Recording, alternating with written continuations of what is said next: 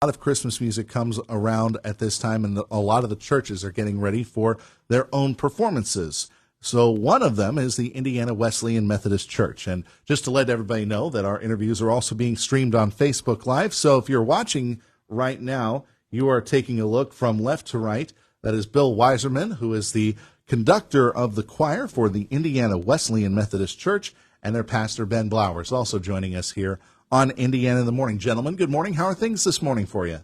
Hey, we're doing good, Josh. Great to be with you, for Bill and I to come and just share with you and the community about our special Christmas musical service coming up, and let everyone know and give them a personal invitation. All right. And Mr. Wieserman, how are things for you? Great. This is a great time of year. We're looking forward to a great turnout and some great Christmas music. I hope so, too, because this sounds like it's a good program. My Heart Longs for Christmas.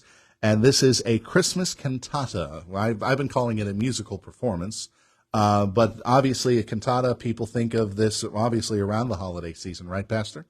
Sure, and the cantata, it's an arrangement of all different music, some of them familiar songs, some of them newer songs, different arrangements, and with the theme of My Heart Longs for Christmas, getting us really to the heart and soul of the true meaning of Christmas. So we're pretty excited about this. Bill, how long's the choir been working on this? We started at the beginning of September, and we have practices every Sunday evening. And then we also have been practicing our handbell. Oh, that's right. Yes, you'll have handbell music as well. Is that going to be like an opening act to the cantata? It's going to start. Yeah, that'll be the first two songs in the program. Nice, excellent. And how long have you had the handbell people? I mean, this has been a part of the Wesleyan Church for a while? Yeah, I don't know. I would suspect we've been doing handbells for about 10 years now. Wow, because it's something you don't see very often. I mean, obviously, with a church, it is kind of expected, and you kind of see that ramp up during the holidays. But again, it's kind of a rare occurrence. Sure, and it's something that year after year, when visitors and guests come for our Christmas services, it's one of the highlights. People talk about it the most is the handbells. Mm-hmm. Something similar in my church. We have the brass coming in for our Christmas services. So I'm like, oh, yeah, I remember that. I do see you have the sheet music in front of you, Bill. Is that what is that? Yeah, so there's a phrase in this. It really goes along with the theme of the whole cantata. Let's go for it. Just a few lyrics here. For the pretty lights and music don't really satisfy the aching deep inside. Oh, it's true. My heart longs for Christmas. 'Cause Jesus, my heart longs for you. Wow, that's some pretty deep stuff. That is very deep, because I guess it's kind of true. The fact that we do, whenever we go through the holiday season, we expect to see the trees, the lights, the gifts, obviously, but people kind of forget the true meaning of the season from that background, and that being Jesus Christ's birth. Sure. In that lowly stable, when the only twinkling lights were the ones of the stars in the sky. Sure. Those were the ones guiding the shepherds, at least, right? That's right. All right, I'm good. My Sunday school has served me proud. You're doing good this morning. But let's talk about the program and what this is going to take people on that journey. I'm assuming then, from that point of view of my heart longs for Christmas because I long for Jesus as well. This will take people on that journey. Sure, it's going to take people on that journey, and what I like about this cantata, every year we choose a different one, but this one really gets to the heart of the matter. There's a lot of people at Christmas time that it's a pretty joyous time, but there are a lot of people that are hurting. Yes, a lot of people have gone through difficulty, a loss of a family member, a difficult job situation, inflation, all of those things, and this really gets to the heart of the matter. It doesn't ignore that. If anything, it embraces that and lets people know, you know what? Christmas is Emmanuel, God with us. He's here to help us even through difficult times. Yeah, and it's amazing how much you kind of hear about that and how much we think of as a joyous holiday season, how much that actually could have a negative impact on people who are going through bad situations in their lives. Sure. It's kind of amazing to think about. So what are some of the songs? You mentioned there would be a mix of familiar along with some original stuff from the cantata people. But what are some of the more recognizable songs that people would hear during the cantata? Oh, let's see. Where do we begin, right?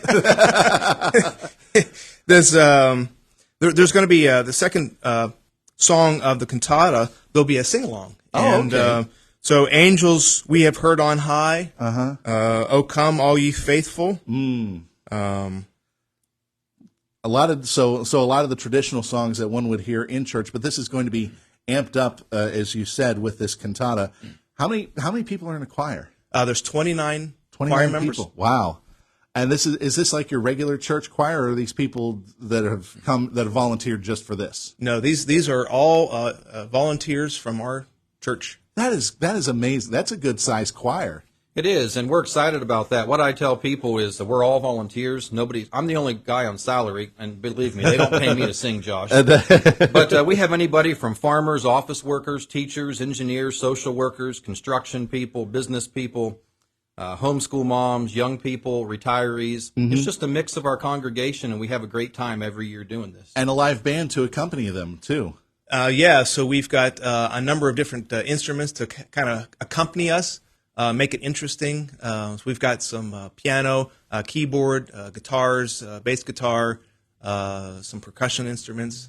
Adds a nice little flavor to the music. So great theme, great music, and of course, I think, as you mentioned, the handbells, but I also see on the cribs notes you gave me, the kids' choir is involved too. It's great to have the kids involved in something like this because not only are they getting a chance to perform, but they're also learning about the true message of the season as well. Sure, we accomplish a lot of things with that. Plus, they enjoy it and gets them used to singing. When they get a little older, they'll be the next members of the choir. So I hope so. I know a few people in my church that actually happened to.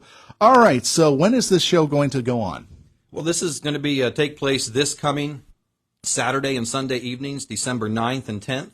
It starts at 6:30 both evenings. It's the same program both evenings. This is really our first year in a normal year to have two nights. We've done one night before, typically Sunday, but we ran out of room. We couldn't invite any more guests, and so this year we're doing Saturday and Sunday night, 6:30. People have more options. I know that you probably would shy away from the term, but I'm glad that it was sold out on those nights. So you've expanded to a second night. Again, 6:30 on Saturday, December 9th, Sunday, December 10th, and it's at the church? That's right. It's at the church. We're at the corner of Church and 12th Street, right here in Indiana. And one of the things about the evening, Josh, is there's no charge, and we don't even take an offering. This is our way as a church. We've been in this community for 120 years. Wow. And this is our way of telling the community, thank you for allowing us to be a part of the community. We want everyone to come. There's no charge. There's no offering. Just come and enjoy maybe an hour and a half of music and fellowship and focusing on the real meaning of the season. All right. And if they want more information, it's on your website, I'm assuming? Sure. You can visit us at www.indianawmc.com. You can call into my home office at 724-463-0475. Look us up on Facebook, Indiana Wesleyan Methodist Church. On our website, there's email. There's a number you can text as well, and we'll be more than happy to supply any information people would want. Bill, is there anything else you want to make mention about this show, though? And why? Let's put it this way: the pastor mentioned that there were several shows. You've done several other cantatas. Talk about why this one kind of hit home. So I've been. I look back to see how long I've been doing this, and this will be my 27th year directing the choir there. And I think we have a